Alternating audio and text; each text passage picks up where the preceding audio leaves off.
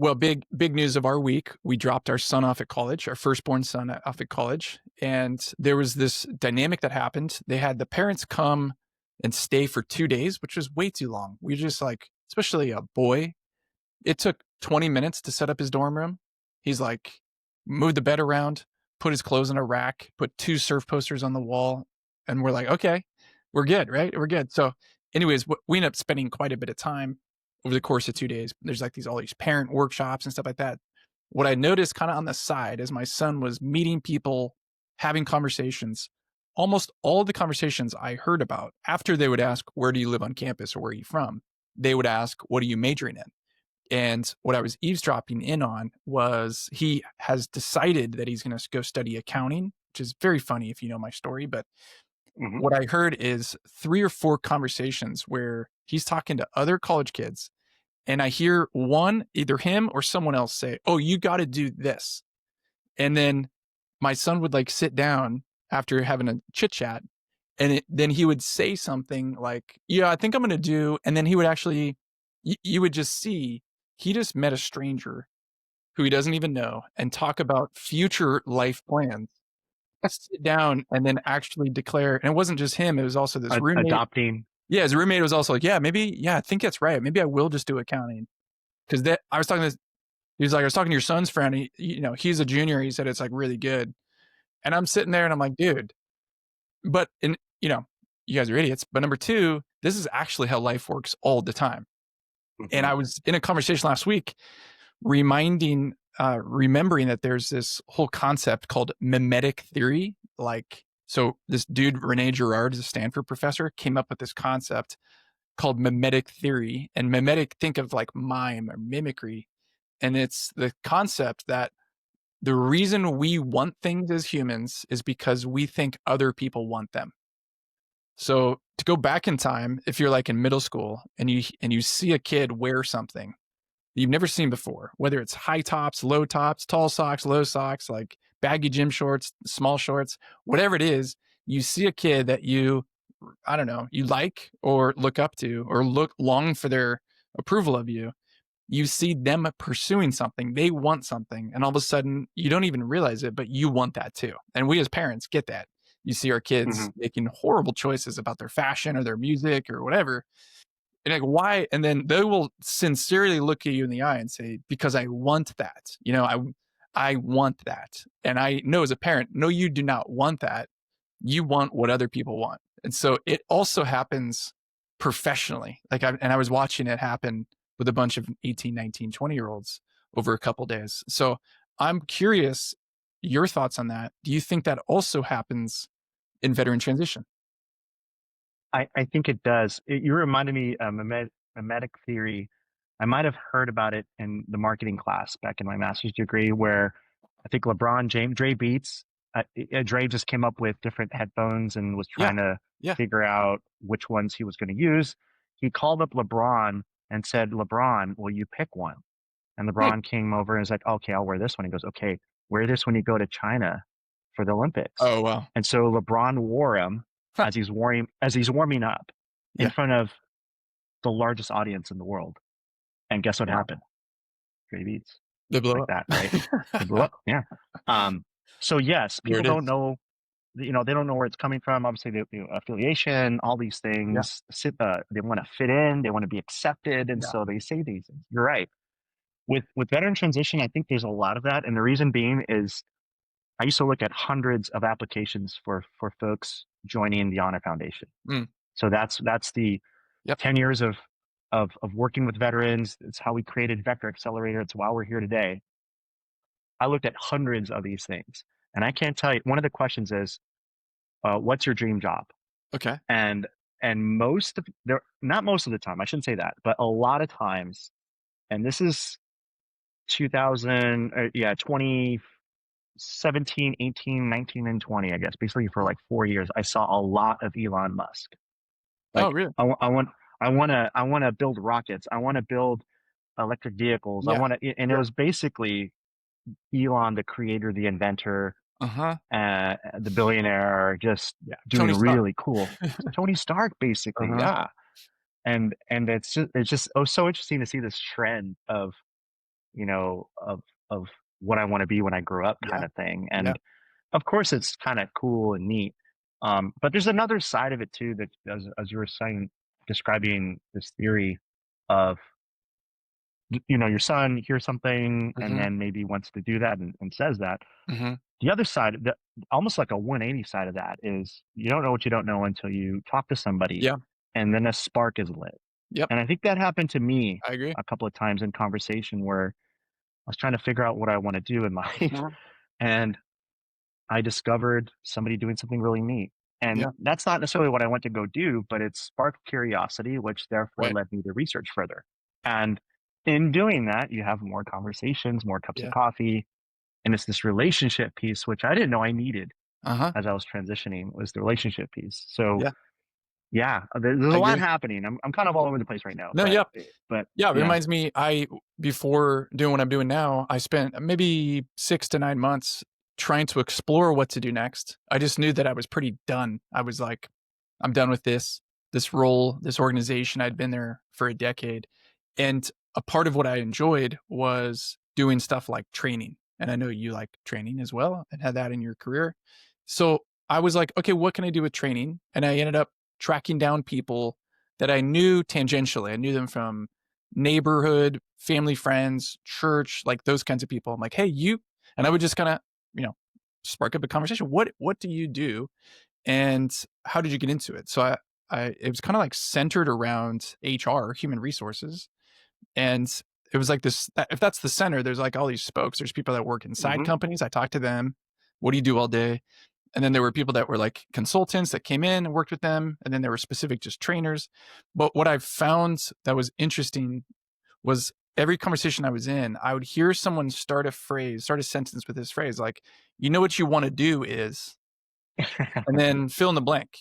"You know what you wanna do Yeah. is," and you would hear, "Go get your master's." You would hear, or I Hmm. would hear like, "You're gonna wanna go get a certification from a major company like, Ken Blanchard or John Maxwell or Hmm. something like that. You know what you're gonna wanna do is you're gonna wanna start out small as a and what an interesting There's a phrase, lot of those. what There's you're a gonna lot of wanna those. do, like, and it comes back to this mimetic theory. What do you mean, what I wanna and to your point, I didn't know what I wanted, and so I Hmm. had to do some discovery, and then it would try on for size each one of those, and most of the Hmm. time, I would kinda understand it more, and it would just be, like an intuitive, "Eh," like, "Eh, that sounds terrible.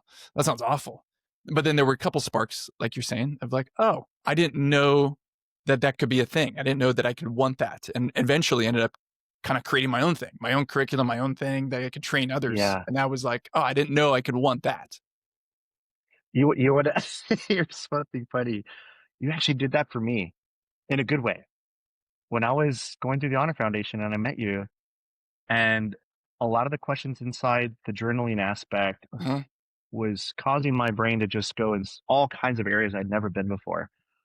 And then I picked up a book that I had on my shelf at home called Love Does, Bob Goff, because it's a guy that does really cool things. Yeah. And just like it's a wild story. Yeah. It's just really neat things. He's got a really cool like mindset on things. And I was kind of inspired by it. And I'm like, dude, Yeah. this book.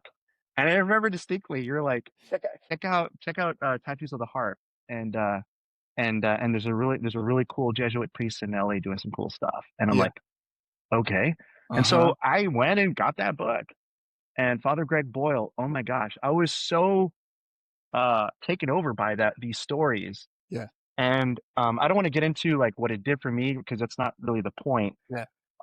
But it did cause me to like physically drive to LA to go meet Yeah. the people in the book. These are people with tattoos on their face and reformed Yeah. gang members. There's a whole nother story there.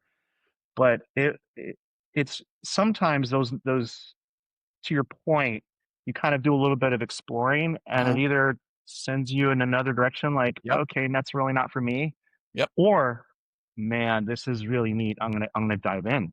I'm all Yeah. in, right? It's the all in thing. Yeah. Uh And I so think the point there's is to figure out what it's doing to you when you hear someone share advice. What is it doing to you? Is it like you're just like, "I'm gonna drive up to LA. I'm gonna go meet this guy." And I remember you telling me that. I'm like, "Whoa, seriously?" I whenever I recommend books most of the time, no one ever buys the book, not to mention goes to meet the author. Like, that's insane.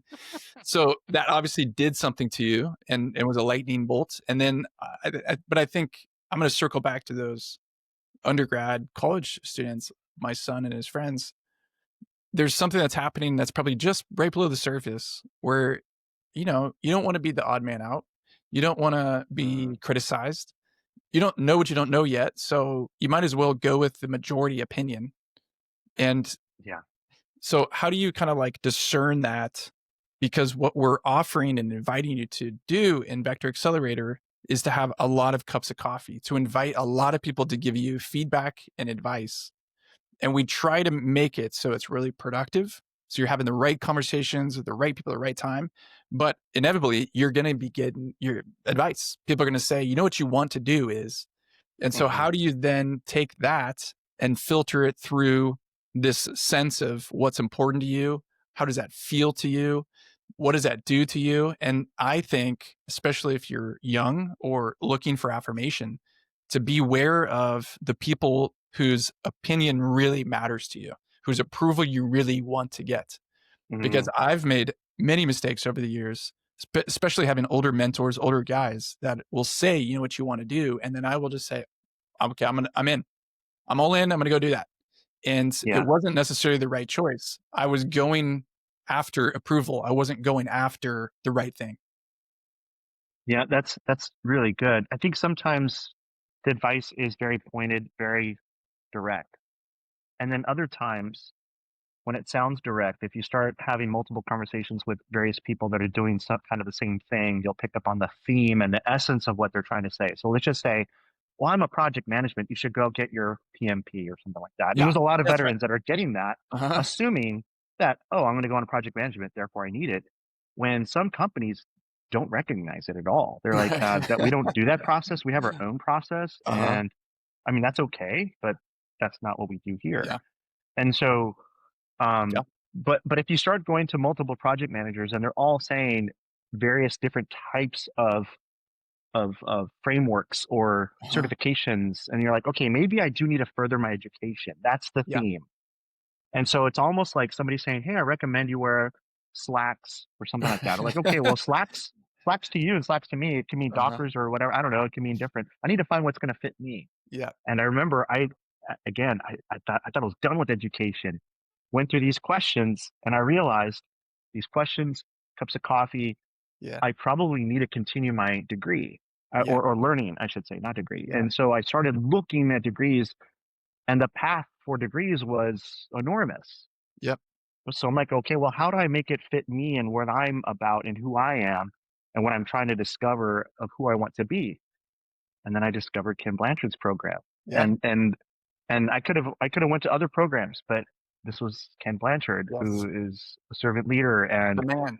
speaks the language and is the person I want to become one day. So Yeah. it's I think you get a lot of advice, and the tendency can be, and I don't know if it's envy, I don't know if it's I want what they Uh-huh. have, I want to be accepted. There's Uh-huh. some of that for sure, but I it's probably advantageous to have multiple cups of coffee with multiple people Yeah.